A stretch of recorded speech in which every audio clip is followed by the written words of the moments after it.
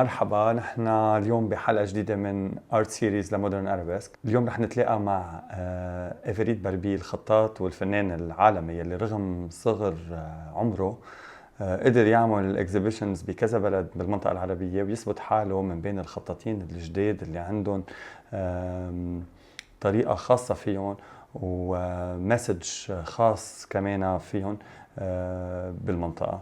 إيفريت باربي خطاط وفنان أمريكاني عايش ببيروت وعنده نظرة خاصة له بالفن والخط العربي. Hi Everitte, I'm very happy to meet you again. Thank you for coming. Here in your beautiful studio. It's a little messy. Yeah, but it's a beautiful studio in the middle of Beirut, so in the heart of the city. I want to start with first of all فينا نحكي عربي لأنه I know that you can understand a little bit of Arabic. إذا بدك فينا نحكي بالعربي. So إيفريت باربي ولد بأمريكا. أيوة. بتينيسي. صح. خبرني شوي how was your childhood in Tennessee? Why كيف صرت مهتم باللغة العربية؟ أنا كبرت بالتنسي حتى العمري 18. بعدين أنا فتت لاسكتلندا لجامعة. بس أنا درست التجارة الدولي واللغة العربية وجامعتي رسلني إلى النمسا ودمشق. So in the university you went to Damascus and to Austria, but you studied Arabic. ليش? Why were you interested? I mean, mainly I wanted to go to Edinburgh. I loved this city. I'd been there, visited once before, and I fell in love with it. And in school, I did a lot of art and theater. But actually, Edinburgh's art school was different from the Edinburgh University. So my parents were like, okay, we'll pay for university, but you need to study something real. So I did international business, and then that degree, you could study Spanish, French, or Italian with it. So Arabic was the only language I thought that I couldn't just learn from, Rosetta Stone or some online software. So. But at that time, بهذا الوقت أنت you didn't, you were not interested in calligraphy at that time, or كنت already عم تبلش ترسم، عم تبلش تكتب؟ لا، أنا ما عرفت أي شيء عن خط عربي وكيف بكتبه. But I had a friend in high school from Iran, and his family were refugees after the Iranian Revolution. But one of his uncles was, it was an amateur calligrapher, but he showed me some of these pieces that he made, which I'd never seen anything like it in terms of its precision and the cleanliness, but the balance. And so that was the first time I saw it, and I knew I'd loved it, but it wasn't until I was in Damascus I wanted to do calligraphy lessons. So I thought, okay, we'll try it. And then, I fell in love with it, started. So when was your first calligraphy lesson? In Damascus, 2009. In 2009, so it's been like almost 13, 14 years now. Yep. And it's been my only job since 2011. Yeah, well, it's not a job, you're an artist, so. I mean, I haven't had another job since then. And how do you choose which font? Because we know in the Arabic calligraphy there are many fonts. How do you choose the font that you want to specialize in? So initially I was trained in Ruqa, which is what most calligraphers start with. And then he gave us the option to study another script. So we went with Diwani because it was a bit more flowery. And really I wouldn't say I've totally mastered Diwani, but it lends itself to the style that I use, where you have these figural images. So you can, while the rules of calligraphy are very strict, Diwani has certain letters where you can extend shapes and elongate certain alifs and things like this. So I used these variations in the rules, or this flexibility in the rules, to create a very complex image, which you couldn't really do necessarily with Nasakh or Thuluth or some of the more classic hands. So what we can see, there's always an image, and that image is made out of the calligraphy. Can we say that it's a specific style, or it's a special style for Everitte Barbee? I don't think so. I think a lot of calligraphers try to make zoomorphic images, or I think I'm a bit more strict in terms of trying to follow the rules of Diwani with my work. So I think when people see my work, they could say, oh, that's an Everitte Barbee, as opposed to like Hassan Musa or another artist, or Jilla Peacock, that do these very figural calligraphy, or zoomorphic calligraphy, you might call it. but again, Hassan Musa, he'll use a more freestyle, whereas Jilla Peacock, she focuses on, I believe, the Nastaliq scripts, or typically the Iranian scripts. But yes, I'm not unique in that I do this zoomorphic thing, but maybe there's something that people could see my work from my style, I hope. And when was your first show where you exhibited your first pieces of art? My first exhibitions were in Scotland, actually. There was a poetry festival called the Reels Festivals, and they brought a bunch of different poets from Syria and Lebanon to Scotland. And then there were a few Scottish poets that they sort of paired up with, and they were translating each other's works. And they commissioned me to produce 6 pieces based on these poems. And so I exhibited those 6 pieces along with several other pieces that I had around Scotland. And my first exhibition here in Lebanon was with an art gallery called Art Lounge. And that was in Beit Adin. They used to have a big venue, an old silk factory up there. So you've exhibited in Beirut, in Scotland, in Dubai, in the United Arab Emirates, in Bahrain, in Saudi Arabia, in Jeddah. Tell me, how do people perceive an American artist who's writing in the Arabic, and he's using Arabic quotes, Arabic poems? Yeah, I think that's kind of amusing for them. I think, they don't expect to see this, this pasty white guy that's doing calligraphy. And like for a long time, I had this manager Fayez, who has this big beard, and anytime we were at a show, and he'd be talking to people about my work, and they would all assume that he was the calligrapher, and then they'd look at me and they'd say, "No, he's joking with me, right? This can't be this guy that's doing this." So I think, it's amusing to people, but generally I think my work sells better if I'm not there, because something, you lose a bit of credibility when they see that this guy. No, actually, for me, it's even more interesting seeing that a white American guy who's writing topics that are sometimes there are taboos in the Arab world. I see that you take some quotes from very old poets, like Al-Mutanabbi, like Imru al-Qais, and you have a big knowledge in those poems, and also you use them in a modern way to illustrate some modern figures. So tell me, how do you choose a topic? How do you choose a quote? But a lot of these quotes are just things that people say. You hear people will recite these quotes, in the street, or your friends will say it, and which is something we don't have in English. I mean, maybe a few people can quote a line of Shakespeare here and there, but I mean, A, that only goes back 400 years, and B, people can't really just rattle it off based on any situation.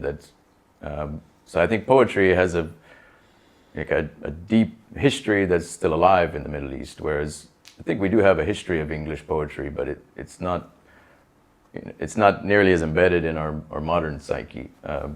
So I don't really have that much of an interest, honestly, in Arabic poetry, but it's the air you breathe when you're in the Middle East. I mean, and and that's something I wish we had more of in the States. I mean, I wish people could just spout off lines of poetry from their favorite poets, but and there's a lot of controversy in your work, and there's a lot of rebellious we can feel, because you use some items and some quotes just to provoke the social conventions.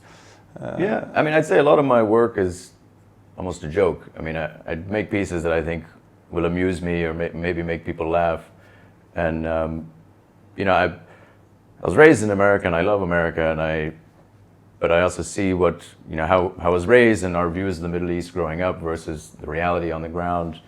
And so I play a lot with American propaganda and the things we tell to the world. The American dream. Exactly, and I like our propaganda. I think it's a good message. I think it's the right message. I just wish we would live up to it more.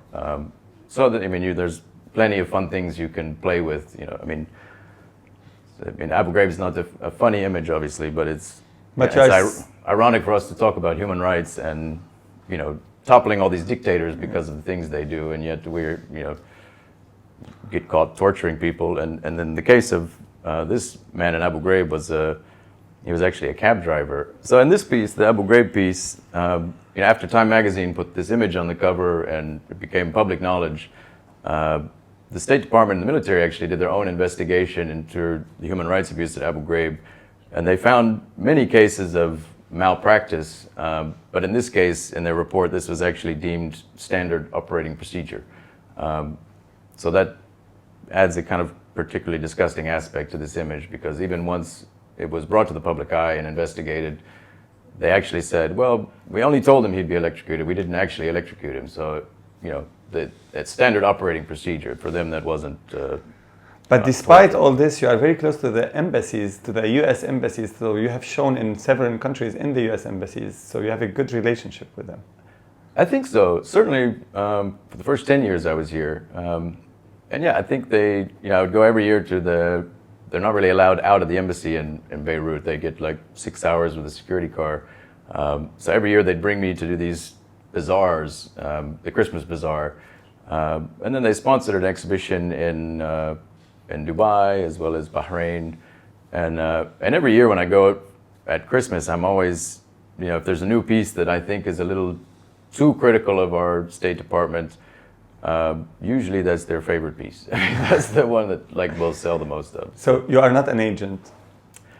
I don't know. I mean, I think you're not an American agent spying on the Arab world. Well, anyone with an American phone in their pocket is a spy now. So I don't get paid at least. But yeah. But tell me, why Beirut? Why did you choose Beirut out of all the Arab countries? There are like many flourishing countries also in the Arab world. Why choosing Beirut, and why ending up here for 12 years now? Well, honestly, I wanted to move back to Damascus. I spent around 9 months there and absolutely loved it, and was planning to go back, and then the war just started, and so I thought, okay, maybe I'll be in Lebanon for a month, 2 months, and then I can go back. But the war just kept going, and I think things are calming down, so I hope I can visit again. But I mean, I love Beirut, and it's, you know, I'm comfortable here, and I can't, I mean, it almost feels like, I don't know if you ever read that book, C.S. Lewis, The Lion, the Witch, and the Wardrobe, and it is kind of like this secret wardrobe, this, you know, this world that's so deeply cultured and... Many layers that you start discovering while you're here, like year after year, or... Well, just in terms of a pleasant place to live. I mean, everything is walkable. The weather's always nice. The food is great. You know, you can talk to any Joe on the street, and you can get into a deep political, philosophical conversation. You know, in America, I think most people just kind of sleep through their lives, and you really do feel alive in Lebanon. And yeah, I mean, that's something. Yeah, I mean, I think about raising kids one day. This might not be the ideal place, but thinking about where to go is but a now much harder you're question. settled here. You got married here, and then you're almost as Lebanese now. You have the right even to get the nationality, maybe after 12 years living in the country. Well, my wife's Indian, so that's not going to help with the nationality. But yeah, maybe I could. I mean, this piece was supposed to be a gift for Saad Hariri, and then the lady that sponsored it, she pulled out at the last minute, like right at the beginning of the revolutions. But I was kind of thinking, because she said, you know, his image is not, you know, the same as it used to be. But I was like, I don't know if it was ever that great, but maybe if he could give me a citizenship for the flag, yeah, I would take it. I should say it's the first that an American citizen is seeking for a Lebanese citizenship. Like we're happy. Yeah. If it comes to me, I'll give it to you immediately. Because looking at your work, looking how rich your work is with the Arabic culture and with the Arabic poets and the messages that you're trying to spread with your work, that you want the society to move to a better place, and you're trying to take it always with an ironic eye. And for me, this is brilliant, I think. Thank you. You had a story with a pride flag also once for an exhibition. Yeah. Briefly. Yeah. So I submitted 6 pieces for the first Khat Festival here in Beirut. Al-Khat Festival, yes. And it's sponsored by Khawala Foundation. Yes. They are doing amazing work in the calligraphy world. We have to salute to them. Yes. Truly, honestly. I mean, yeah. I mean, all my interactions with them have been phenomenally positive. And even this one interaction, so I submitted this pride flag. It's probably, and I don't even call it the pride flag. It's called Article 7 because it's the 7th article of the UDHR, human rights, which just says everyone has equal rights under the law. And and you can see all these inks behind you. I think I used at least more than half of these in that one piece. So it's, in terms of complexity and technical skill, it's one of the pieces I'm most proud of.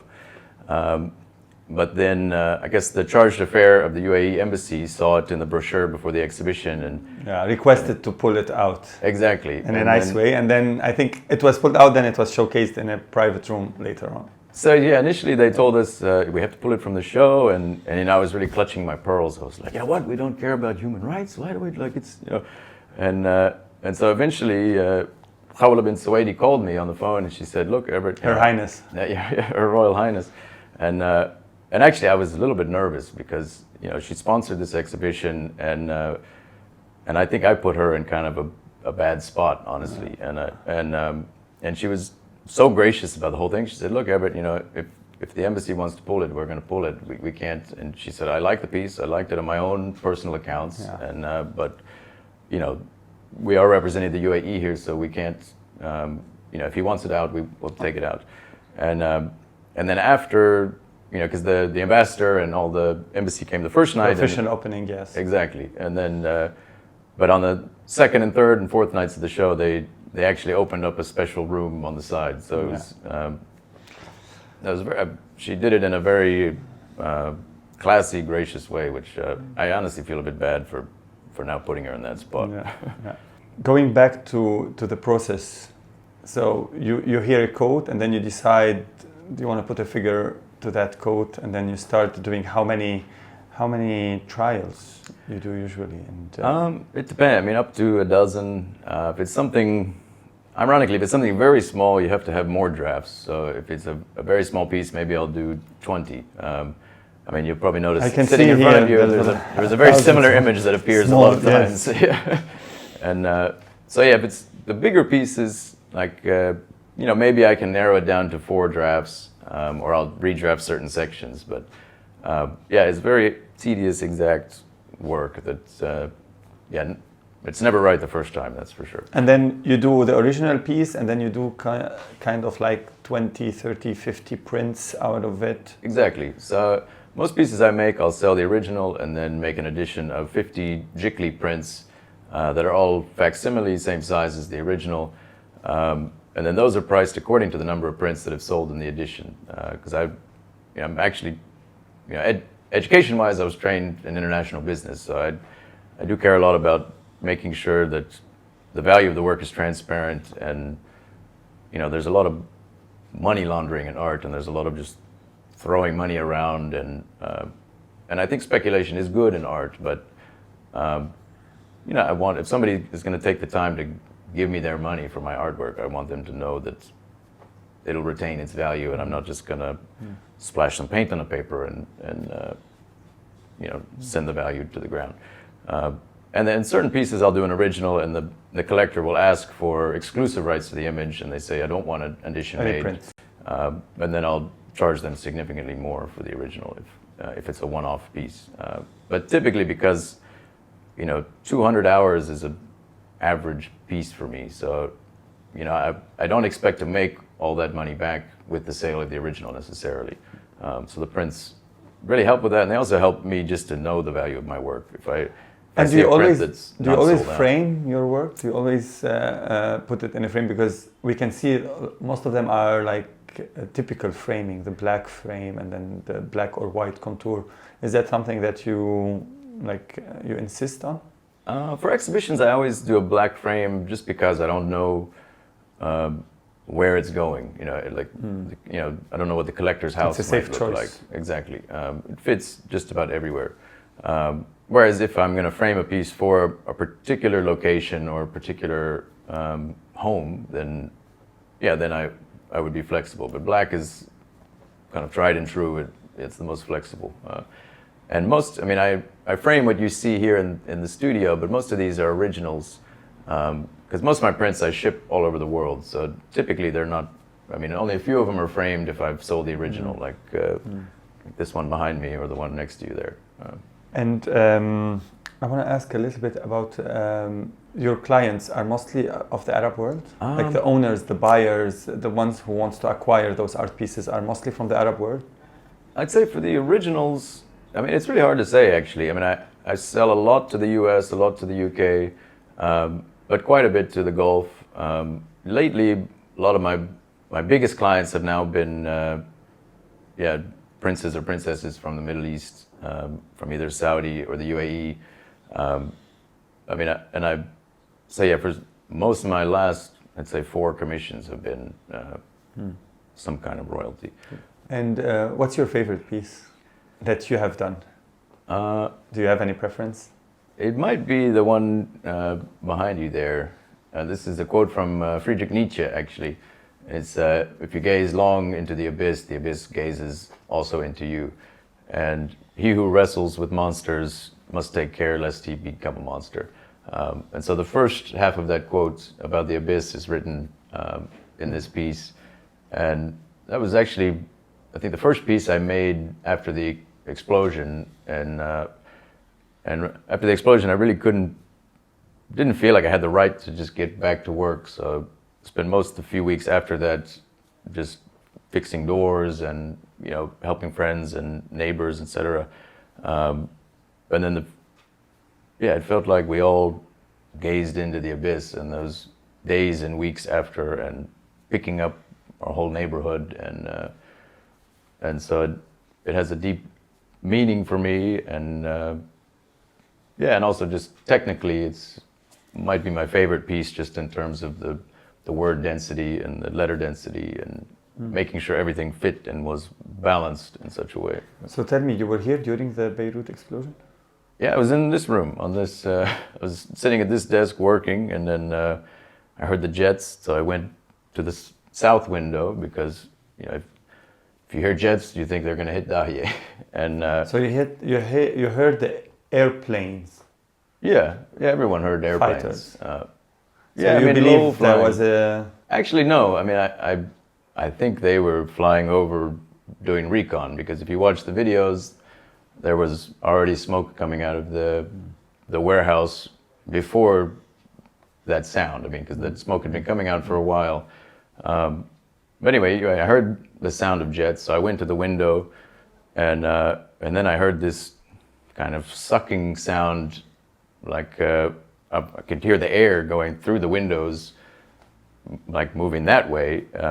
And then I heard boom, boom, boom, and then this big rush, and then I mean, this door, the kitchen was totally destroyed. My front door was blown off, and then my fiance was she's not my wife, but at that time we weren't married. And then she had 2 broken ribs, and we tried to go to the hospital, and that was, of course, chaos. And so we just came back home for the night, and then found an empty hospital bed the next morning. But you still wanted to live in Beirut. You still wanted to stay in Beirut.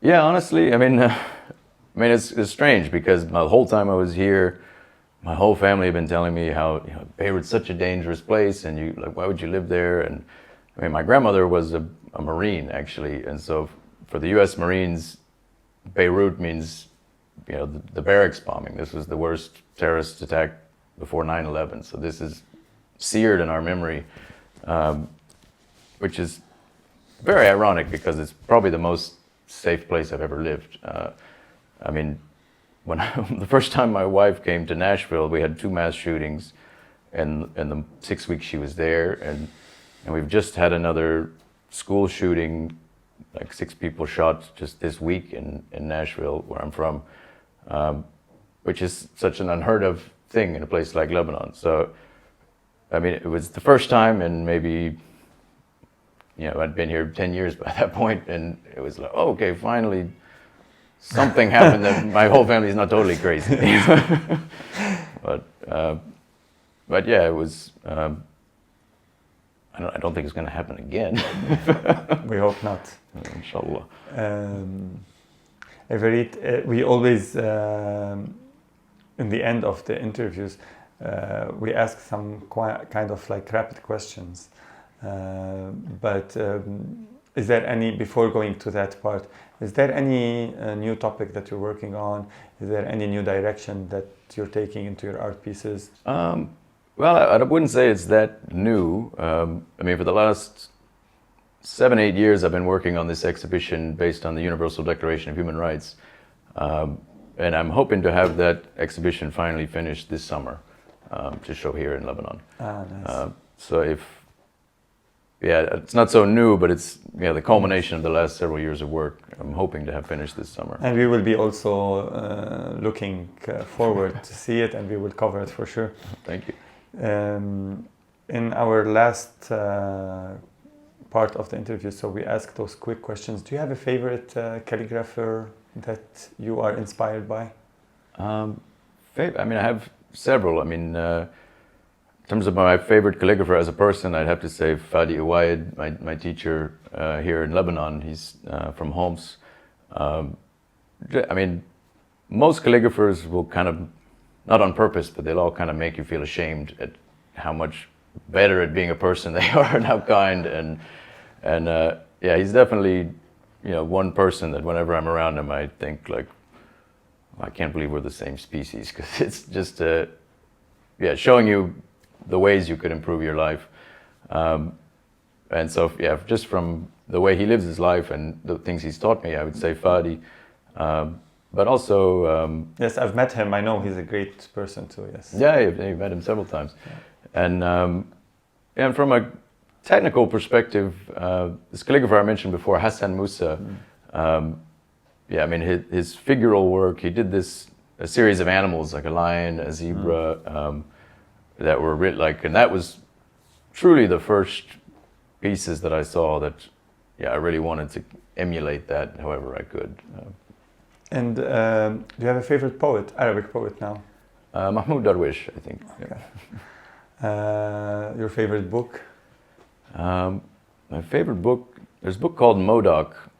It's about, he's a young German boy in the German circus that the elephant in the circus gives birth to a baby elephant on the same day that this kid is born, and the kid is, and it's based on a true story, and they travel all around. The circus gets sold, and then they're on this boat that gets shipwrecked. I mean, it's this really epic story of a young boy and a young elephant. This boy with his elephant, and they get separated and trying to find each other again, and all this, and traveling throughout these strange places, and life's adventure. It was favorite movie. Favorite movie, I think that's a hard one. The first one that comes to mind is a movie called Seven Psychopaths. It's just about, it's got Christopher Walken and just a bunch of other actors I really like, and it's very amusing. Yeah. And your favorite food? Favorite food? I would assume maybe fette hummus. Yeah. Okay. So the Lebanese food in general. Oh yeah, favorite style. Well, if it's a style of food, I might have to say Indian food, just so I don't get divorced. Okay, we'll stick to fette. Yeah. And favorite city?